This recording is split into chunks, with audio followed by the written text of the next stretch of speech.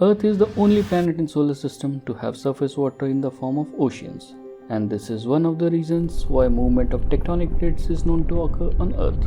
Liquid water combined with abundance of internal heat helps Earth to have tectonic activities. The Earth has a geoid shape and is approximately 12,750 kilometers in diameter. To understand about the movement of tectonic plates, let's split the Earth in transverse manner to clearly see its inner structure. The topmost layer of Earth is called the crust, which varies between 10 to 75 kilometers in thickness. All the landmass and the oceans are found on the crust. The next part of the Earth's structure is the mantle, which is 2,900 kilometers thick and lies between superheated core and thin crust. Mantle, which is mostly solid rock, is the largest part of the Earth, making a whopping 84% of Earth's total volume. The next part is the outer core, which lies between inner core and the mantle and is 2,200 kilometers thick. Outer core is the only liquid layer and is mainly made up of metals like iron and nickel. The outer core is responsible for Earth's magnetic field. The innermost layer is known as the inner core, which is 1,200 kilometers thick. It is a solid metallic ball mainly made up of iron, where temperature reaches extraordinary levels of 4000 to 4700 degrees Celsius. The humongous pressure from the layers above inner core keeps it solid even at these extraordinary temperatures. The mantle is divided into several layers: the upper mantle, the transition zone, the lower mantle, and D double prime. Since the upper mantle is the reason for Earth's tectonic activities, let's look into the upper mantle structure. The upper mantle extends from the crust to a depth of about 410 kilometers. Yes, crust is the part of upper mantle. The upper mantle is further subdivided into two parts, the lithosphere and asthenosphere. The lithosphere is the solid outer part of Earth extending to a depth of about 100 kilometers. It is the place where the land masses and oceans are present. It is both the coolest and the most rigid of Earth's layers. The most well-known feature associated with Earth's lithosphere is tectonic activity. Tectonic activity describes the interaction of the huge slabs of lithosphere called tectonic plates.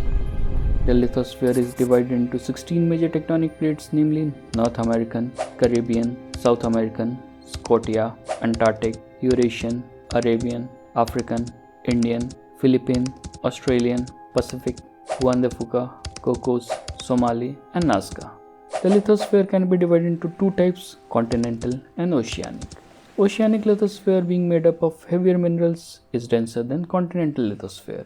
The lithosphere lies on a semi-molten but denser layer called asthenosphere. Due to asthenosphere being semi-molten and denser, the lithosphere floats on it, giving rise to tectonic activities. Since oceanic crust is primarily made up of basalt, it is denser as compared to continental crust, which is primarily made up of granite. When oceanic crust and continental crust meet, the oceanic crust slides below the continental crust. This process is called as subduction. This collision of oceanic crust on one plate with the continental crust of second plate can result in formation of volcanoes. As the oceanic crust enters the mantle, pressure breaks the crustal rock. Heat from friction melts it, and pool of magma develops. These molten rocks and minerals are called as magma when they are underground, and lava when it reaches out to the surface. This thick magma consists of mixture of basalt from the oceanic crust and granite from the continental crust. Forced by tremendous pressure, it eventually flows along weaker crustal channels towards the surface. The magma periodically breaks through the crust to form great, violent, explosive composite volcanoes, steep-sided, cone-shaped mountains like those in Andes at the margin of South American plate. Most of the volcanoes in the world are situated at the juncture of tectonic plates where at least one of the plate is oceanic. This map shows the position of currently active volcanoes in the world. The most infamous, the Ring of Fire, is a tectonic plate, about 40,000 kilometers long and up to 500 kilometers wide, which circumscribes the Pacific Ocean. It contains between 750 and 915 volcanoes. Around 2/3 of the world's total and 90% of the world's earthquake takes place within this belt. Continental collisions occur when two plates carrying continents collide. Because continental crusts are composed of the same low-density material, one does not sink under the other. During collision, the crust moves upward and the crustal materials folds, buckles, and breaks. Many of the world's largest mountain ranges, like the Rocky Mountains and the Himalayan mountains, were formed by the collision of continents, resulting in the upward movement of the Earth's crust. The Himalayan mountains were formed by the collision between Indian and the Eurasian tectonic plates.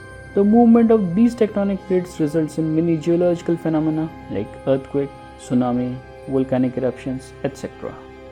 The movement of tectonic plates helped in formation of geography of Earth as we see it today. During the late Proterozoic period, about 650 million years ago, the land masses look a lot different from today. The land masses were clumped to 2 large continents and several smaller islands. Moving on to late Cambrian period about 514 million years ago, both the continents merged to make a larger landmass named Gondwana land and few smaller land masses and islands.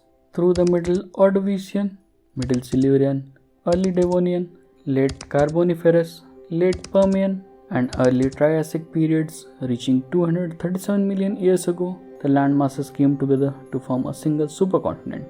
Through the late Jurassic, late Cretaceous, Middle Eocene and late Glacial Maximus period reaching 18,000 years from today, the Earth's land masses took the shape as we see today. Since the last 18,000 years, the ocean levels rose significantly and redefining the land surfaces. This is all for today's episode. I hope that you have liked it. To know about the significance of the tropics, watch this video. Please subscribe the channel for more of such videos.